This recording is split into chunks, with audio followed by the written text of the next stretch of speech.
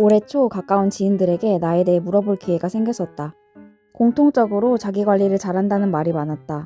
나도 계획한 일을 못 지킬 때도 많지만 그래도 자기 관리를 꾸준히 해올 수 있었던 이유는 뭘까? 나를 믿지 않았기 때문이다. 그게 뭔 소리야? 나는 오늘 자기 관리를 위한 수많은 측면들 중에 도파민 중독에 대한 나만의 활용과 대처 방법을 이야기하려고 한다. 유튜브를 지금 틈만 날 때마다 보거든요. 퇴근 후에 보다가 자고 그래서 안 되겠다 해가지고 이렇게. 사실 유튜브를 시작하게 된 원초적인 계기도 너무 좋아서였다. 근데 원래 좋아했어요. 원래 좋아해가지고 많이 봤는데 문제는 유튜브를 보면 나도 모르는 새 몇 시간이 훌쩍 지나 있고 내 우선순위는 서서히 뒤로 밀린다는 것, 그리고 매번 자괴감이 몰려온다는 것이었다. 그러곤 또 다짐한다.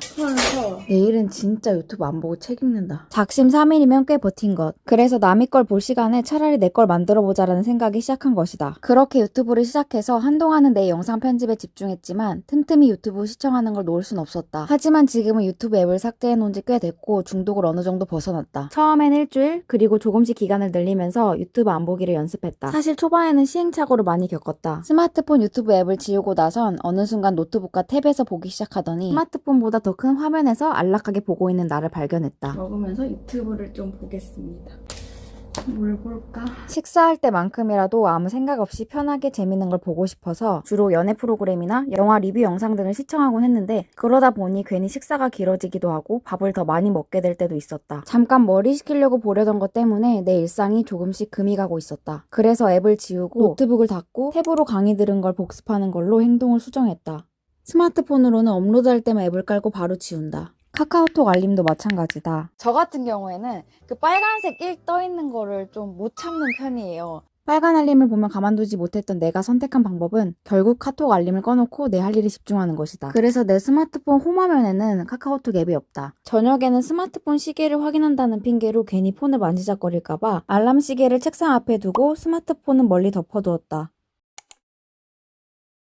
처음에 했을 때 그 스토리 막 사진 올리는 거 있잖아요. 이런 거에 되게 집착을 하게 되는 거예요. 즐기는 거 그런 거를 이렇게 올리는 거니까 재밌잖아요. 그 기능이 순간을 남기려고 하는 건데 그 자체 상황을 즐기는 것보다 전도된 느낌? 그러니까 회의감이 드는 거예요. 인스타그램에 회의감을 느끼다가 몇 년 전에 메인 계정은 없애고 전시회 계정용 또는 새벽 기상 인증 용도로만 사용해왔다. 그래서 누가 인스타그램 물어보면 매번 없다고 했다. 그러다가 올 여름에 강릉 한 달 살기 하면서 매일의 기록을 남기고 싶어서 다시 시작했다. 그렇게 강릉살이 기록을 위해 1일 포스팅을 끝내고 나서 어떻게 좀 생산적으로 활용해볼까 하다가 자전거 기록을 남기기 시작했다. 내 특이점은 매일 자전거를 타고 인증사진을 업로드할 때만 로그인을 한다는 것이다. 또는 들어가자마자 첫 화면 피드에 바로 보이는 게시물 한두 개만 좋아요 누르고 업로드하고 로그아웃한다.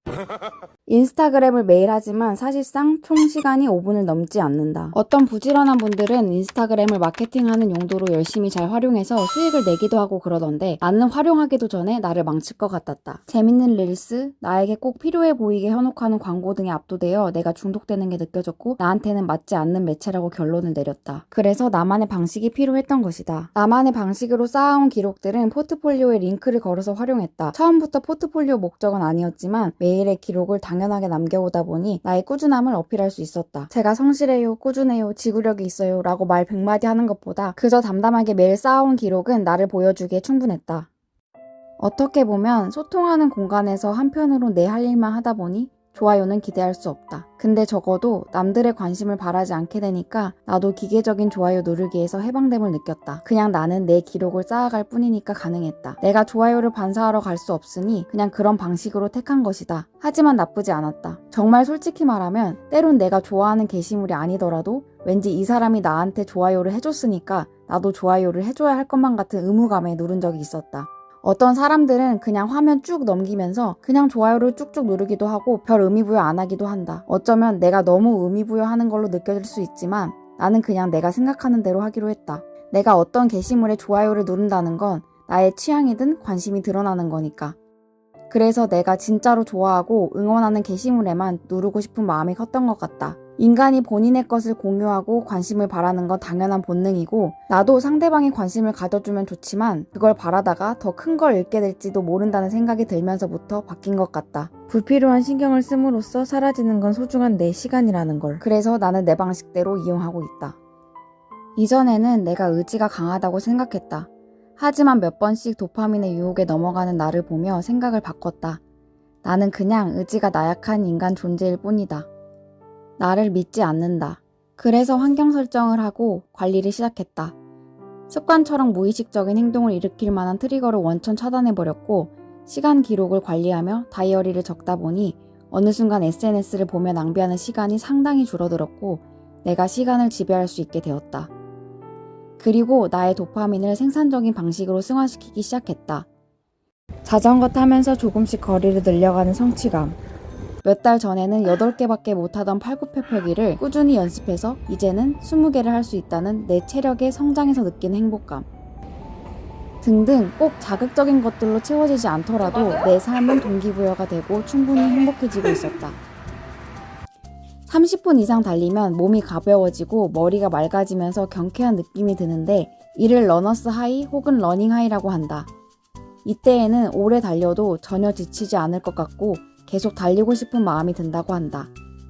주로 달리기를 예로 들지만 수영, 사이클, 축구 등 장시간 지속되는 운동이라면 어떤 운동에서든 러너스 하이를 느낄 수 있다. 나는 자괴감이 들지만 무의식적으로 계속 손이 가는 도파민 중독이 아닌 정신이 맑아지면서 계속하게 되는 러너스 하이에 중독되기로 했다.